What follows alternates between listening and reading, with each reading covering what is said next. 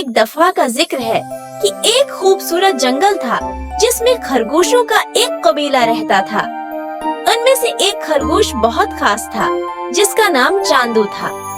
चांदू न सिर्फ बहुत ज़हीन है बल्कि वो बहुत ही रुके बल्कि दिल का भी बहुत साफ था।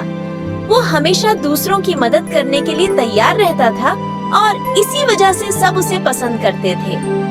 एक दिन जंगल में कहत पड़ गया, दरख्तों से फल खत्म हो गए, जमीन खशक हो गई और जानवर भूख से परेशान होने लगे।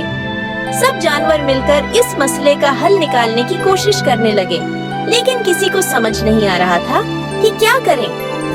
एक दिन सब जानवर जंगल के बुजुर्ग एक इकाब बाबा के पास गए। इकाब बाबा ने कहा, हमें चांद देवता से मदद मांगनी होगी, लेकिन चांद देवता सिर्फ इसी को सुनते हैं जो उनके लिए अपनी जान खतरे में डाले। सब जानवर एक दूसरे की तरफ देखने लगे, लेकिन किसी में भी इतनी हिम्मत नहीं थी कि वो चांद देवता तक पहुँचे। इसी वक्त चांदू ने आगे बढ़कर कहा, मैं जंगल की भलाई के लिए ये काम करूँगा। सब जानवर हैरान रह गए और उसकी बहादुरी की तारीफ करने लगे। इकाब बाबा ने कहा, चांद तक पहुँचने के लिए तुम्हें 3 आजमाइशों से गुजरना होगा।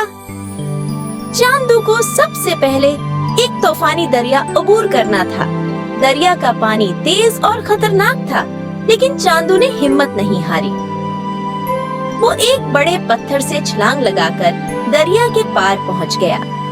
दूसरी आजमाइश में चांदू को एक तारीक और खौफनाक जंगल से गुजरना था, जहां खौफनाक आवाजें आ रही थी। चांदू ने अपनी हिम्मत बरकरार रखी और अपनी अक्ल से रास्ता तलाश करके जंगल पार कर लिया। आखिरी आजमाइश में चांदू को एक जादुई सीढ़ी पर चढ़ना था, जो सीधा चांद तक जाती थी।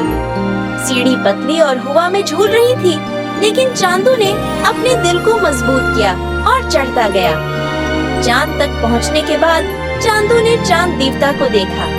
वो सफेद रोशनी में चमक रहा था और उसका चेहरा बहुत मेहरबान था। चांदू ने अपनी और अपने जंगल के लिए मदद मांगी। चांद देवता ने चांदू की बहादुरी और कुर्बानी को सराहा और वादा किया कि वो हमेशा उसके जंगल की हिफाजत करेगा। चांद देवता ने चांदू को हमेशा के लिए चांद पर रहने की दावत दी, ताकि वो दुनिया के तमाम जानवरों के लिए रोशनी और उम्मीद की अलामत बन सके। चांदू ने खुशी खुशी ये पेशकश कबूल की और चांद पर चमकने लगा। तब से लोग कहते हैं कि चांद पर खरगोश का साया नजर आता है, जो हमें बहादुरी, कुर्बानी और दूसरों की मदद करने का सबक देता है।